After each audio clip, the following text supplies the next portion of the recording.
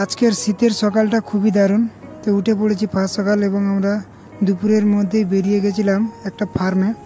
তো ওখানে গিয়ে দেখলাম অনেক কিছুই আছে, আবার কিছু কিছু জিনিস আমাদের পাওয়াও যায়নি। আমরা বেরিয়েছিলাম অ্যাজোলার সন্ধানে। তো গিয়ে দেখি এখানে গোট ফার্ম আছে, সুন্দর ছাগলদের যাওয়ার জন্য একটা সিঁড়িও বানানো আছে এবং লেফট সাইডে গোমাতা আছে আমাদের। এগুলো সবকটাই জার্সি ব্রিডের আছে।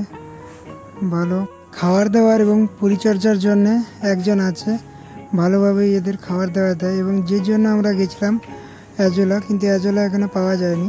ছোট ছোট হদি টাইপ ওইগুলো ছাড়া ছিল, কিন্তু যেটা আমরা দেখতে পেলাম খুবই আশ্চর্যজনক। এই অস্ট্রেলিয়ান শূকর অনেক কটাই আছে, অনেক কটাই।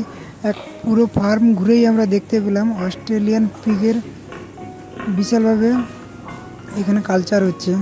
এবং এক একটা লম্বা 5 ফুটের অ্যাবাভ, যেগুলো মাদার্সগুলো, আর হাইট 3.5 ফিটের উপরেই হবে।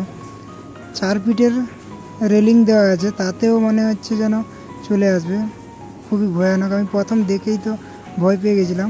অনেক কটা আছে। আর এই পিঙ্ক কালারের পিকগুলো এতটাই সুন্দর, এতটাই ক্লিন আছে যে দেখতে ভালো লাগছে, কিন্তু একবার যদি ঢুকে যায় কেউ তো ওইখানেই ছবি হয়ে যাবে। আর এটা হচ্ছে এখানকার হেড আর কি। এটা উচ্চতা হবে 4.5 ফুটের উপর এবং লম্বা তো বোঝাই যাচ্ছে না। আর এ মুখ তুলছে না, ফিড দেওয়া আছে, সবকটাই এখন খাচ্ছে, দারুণভাবে খাচ্ছে।